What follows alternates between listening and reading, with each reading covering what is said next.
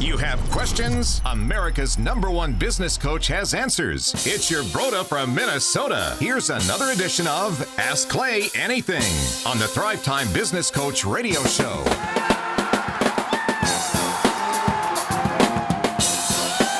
All right, Thrive Nation, welcome back to another exciting edition of the Thrivetime Show on your radio and podcast download.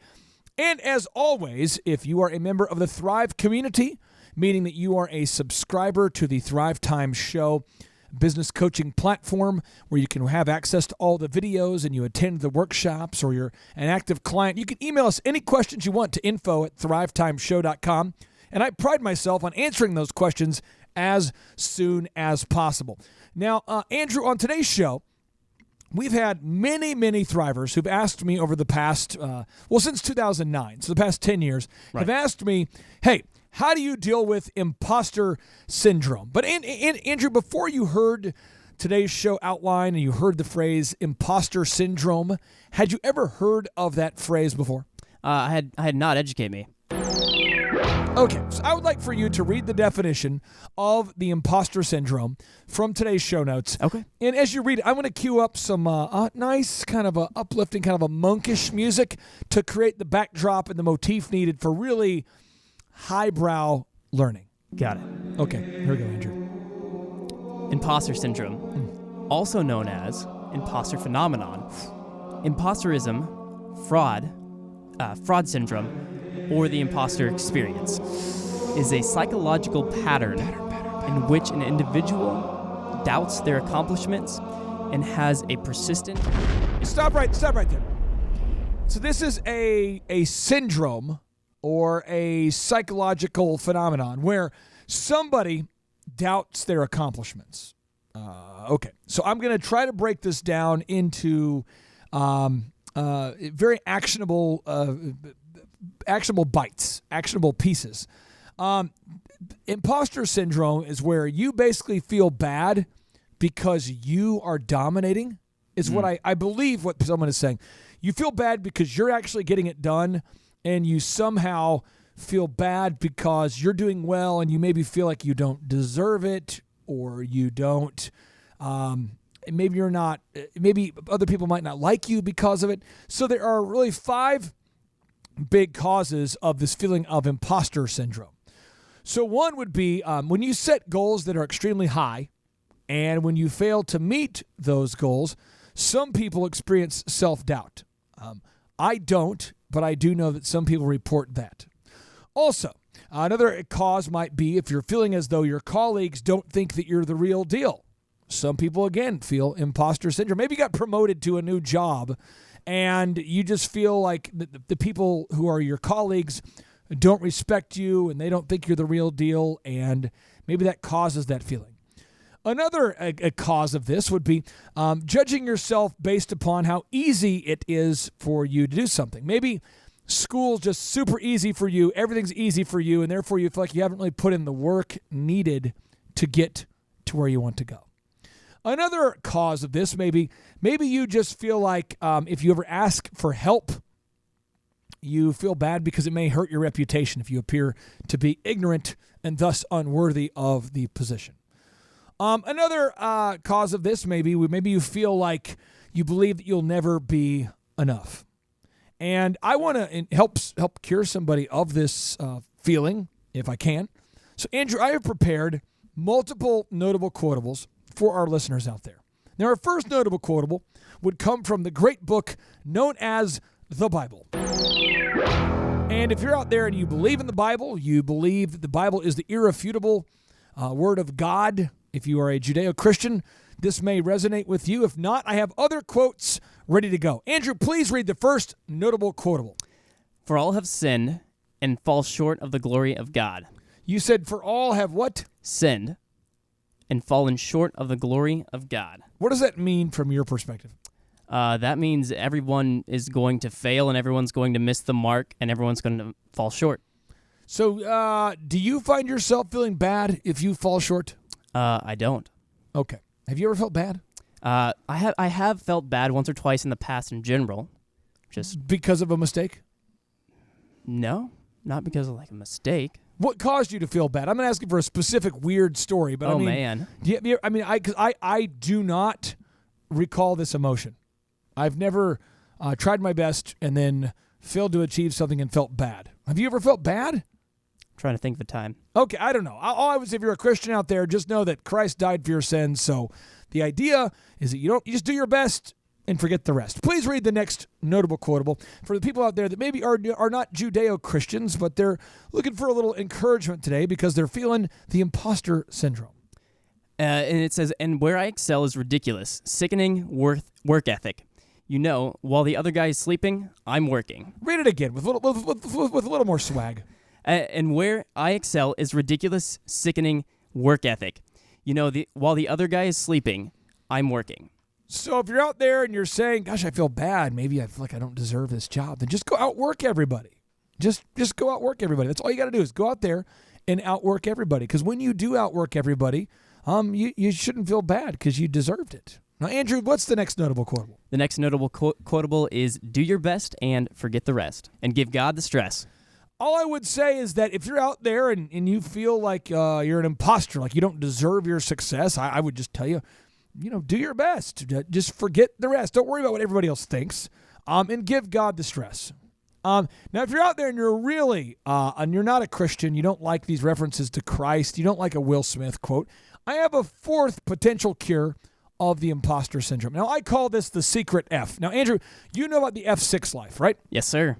So let's talk about the Fs. You got faith. Yep. What's the next one? Next one's family. Then you got finances. You got Fitness. You got friendship. And you got fun. Let's repeat it one more time there, Andrew. Yeah, faith. Yep. Family, finances, fitness, friendship, and fun. Those are your 6 F areas. We call it the F6. Those are the 6 areas of your life where you, at the end of the day, you want to set goals for yourself in those areas. That's what the F6 life is all about. We believe in creating both time and financial freedom right here at the Thrivetime Show. We always talk about making sure you have goals for your faith, your family, your finances, your fitness, your friendship, and your fun. But I have a secret F. Andrew, I have a secret F. Secret F is not giving a feeling, thought, or second to caring about what other people think. Could you repeat it one more time? Yes, the secret F is not giving a feeling. Oh, wait a second. A lot of people said a lot of people thought you were gonna say something else. Oh, but you're saying it's the secret F is not giving a feeling. This is so important out there. I don't know how to help you other than by taking this show to a deep, dark place. So let me give an example. When I went to school, Andrew, were you homeschooled? I was homeschooled. I was not homeschooled. So when I went to a public school, I used to stutter, couldn't talk. And when I couldn't talk, do you know how many people made fun of me? All of them. Pretty much everybody. Yep. And do you know how many people didn't make fun of me? Pretty much nobody. I had like one person named JP who was taking Taekwondo in school. He's the only person who stood up for me the entire time.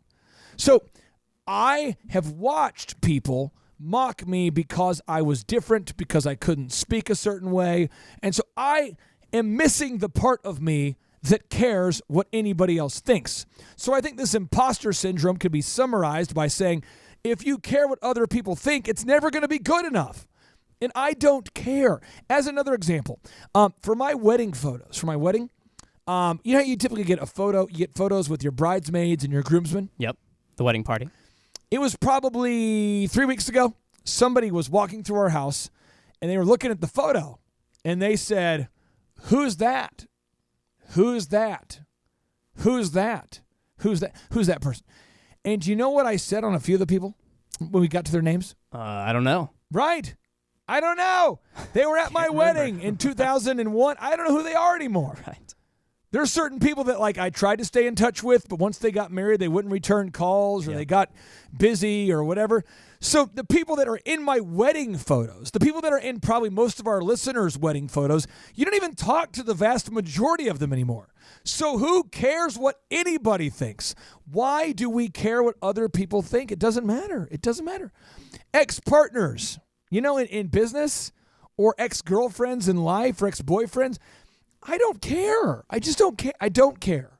And if I did care, it would be impossible to have happiness because it's impossible to make these other people happy. I think that's what causes questions like this about imposter syndrome is trying to live up to a certain standard of other people.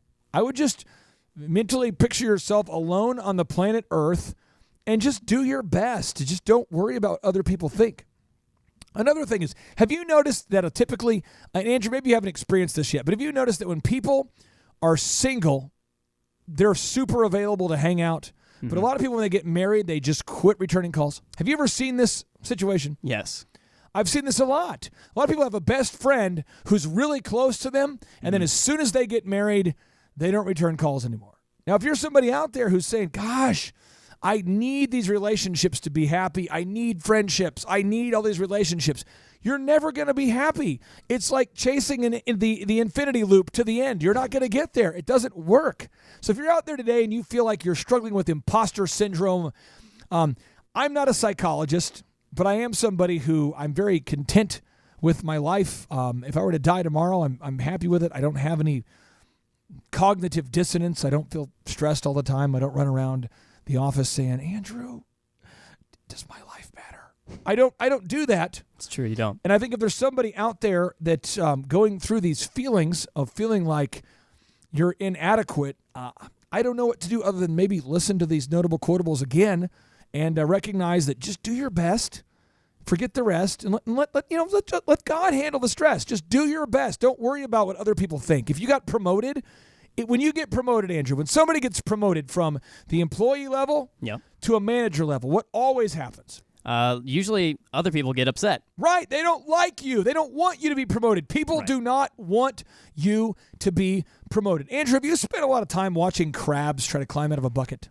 I have not. Typically not what I do when I'm not working. I'm going to cue this audio up in this video here. Crabs climbing out of a bucket. Okay. And let's see here. And then what happens is with crabs, when they basically are in a bucket and they're trying to climb out, do you know what the other crabs do? They would grab them and pull them down because they're trying to get out. Right. So these are crabs. Crab mentality. Crab mentality. This is a YouTube video showing crabs right here trying to climb out of a bucket. And what happens is the crabs will pull other crabs down in their attempt to get out of the bucket. And I have found as a society, I don't care what church you go to. I don't care what books you read. I don't care what mindset you have. And I don't care how much you believe the world doesn't work that way. It does.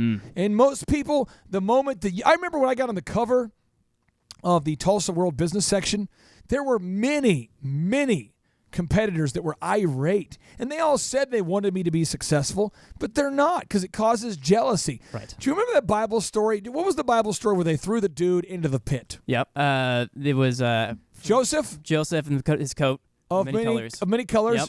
How does give us a rough overview of the story, Andrew? So, what was the story? Joseph went away, spent all of his inheritance, and he bought all of this stuff, and then he came back with nothing when his brothers stayed at home. But when he came back, his dad welcomed him and gave him a coat, and his family, his brothers, were very upset about this because they did everything right and they did, what they were supposed to do. But when Joseph got back, he got rewarded, and because he got rewarded, they decided to throw him in a pit and sell him as a slave. Yeah, they sold him.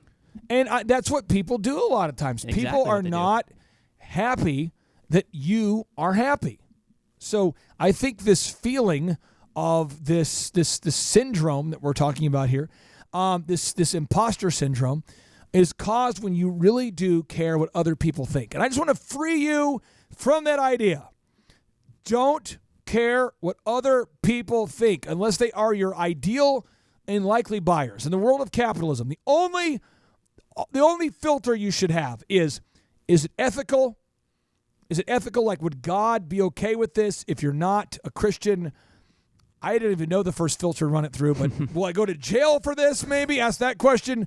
If it's ethical, legal, whatever that is, then don't worry about it. Because when you grow your company, Andrew, when you were working at Epic Photography, did you ever run into other photography companies that were not happy about us? I did at What different happened? shows and whatnot. They just wanted to find anything that was wrong with it or anywhere where we were succeeding. They wanted to point that out and why that was wrong. So you ran into him at a trade show or something? Yeah, when tell us the story. So when my wife and I were actually getting married after I stopped working there, We were looking for a venue. And so we went to a couple venues, and at the venues, there were some other photographers, and those other photographers that did not have high opinions of the company. Because we're taking their money. Exactly. There's not enough money in the world for everybody. There's not. So because I make disproportionately more money than the other people in the wedding photography business, it causes them to hate me. Yep. And then they begin to say, are you qualified to be top? What was your background? Is that ethical? What was your educational background? Do you really know photography? What entitles you to believe that you are the best photographer in town? And I say, just mathematically speaking, really just the money. Because that's how you keep score in business. That's true. But the other competitors were not happy with that answer. Thus, if I did care at all, even 0.1% at all what my competition thought, I would probably have the imposter syndrome too. Another example, Andrew, just today, there's a person on our team in one of our companies who's doing a great job. Yep. John and I recognized he's doing a great job. Right. So when we promote that person, what do you think is going to happen as a result of wanting to promote somebody? What do you think is going to happen? There's going to be other people probably in the position around where he's at that are going to get upset because they were doing the same thing and they were doing this and they were doing that. Right. That's what happens. It always happens that way. Now, what happens when we give somebody a raise, Andrew? What happens when you give one individual a raise for outstanding achievement? What happens? Same thing. People say that's not fair when it's not fair. That's not how the world works. It's not fair. If you do, or it actually is fair. If you do more work and better work and are on time and are meeting deadlines, and if you are and the other person's not, of course you're going to get paid more. So let me give you an example here, okay? One of my favorite NFL players that basically is a special teams guru who plays for the New England Patriots. This guy never complains about his contract. Great guy. He's a captain of the team, arguably kind of their spiritual leader. Matthew Slater. How much money do you think Matthew Slater makes per year average? Oh, man. NFL? He plays in the NFL? Yep, for the New England Patriots. He plays special teams, which means he's not on offense or defense typically. He plays special teams. How much do you think he typically makes on an annual basis? Just average. Just average? $650,000. $2 million. It's $2 million and like $30,000. So it's a little over $2 million a year. Okay. Now, Tom Brady, who plays for the New England Patriots, how much do you think he makes per year? A lot more than that. He is a quarterback who is arguably the best in the NFL right now. Right. What do you think he makes per year, roughly? If he makes $2 million, $6 million? He makes just to give you some numbers here. He makes about $14 million this year. There you go. Which means he's making 7 times more than a teammate. 7 times more than another teammate on his team. Yep. Now, Matthew Slater doesn't have a problem with Tom Brady making that kind of money, nor does Brady feel guilty about making that kind of money. But what if Tom Brady felt bad about making that kind of money? Like he wasn't living up to it. It would be like the exact opposite of the Krabs. He would be pulling himself down because he felt bad for somebody else when he should just be pushing himself up and using that as motivation. Is it even possible for Tom Brady to play 7 times better than Matthew Slater? Mathematically, I don't know, but probably if he's think about that. Enough. I mean, you'd have to. That's a lot of money. Now let's think about this for a second. Matthew Stafford. Andrew, do you know who Matthew Stafford is? Educate me. Matthew Stafford is an NFL quarterback for the Lions, right? Okay. How much money do you think he makes per year on average? To go with $1 million, even million. Do you know the name? Did you know the name Matthew? Did you know the name Tom Brady before today? Tom Brady, yes. Yep. Okay, but you've never heard the name Matthew Stafford? Never heard it. Now, Matthew Stafford, right now, I'll just throw this out here for you. Matthew Stafford made $135 million in 5 years. Wow. He makes $27 million, which is almost 2 times more than Tom Brady. That's a lot. Yeah. Do you think Matthew Stafford's feeling bad that he's making that kind of money? Not at all. He's feeling really good. Right? Yeah. I'm just saying if you're out there today and you're trying to justify if you've won the lottery of life, you're diligent, you're consistent, you're making more money than somebody else, you can't feel bad Because Matthew Stafford, think about this. Matthew Stafford's making $27 million a year, and Matthew Slater's making $2 million a year. It's unbelievable how much more the income disparity between great and very good is exponential. So if you're out there today and you're feeling bad because of your success, this is the best I can give you, is do your best, forget the rest, and give God your stress. My name's Clay Clark. I am a business coach. That is Andrew Bloomer. He's a great American. He does a great job on the show notes. And without any further ado, 3, 2, 1, boom!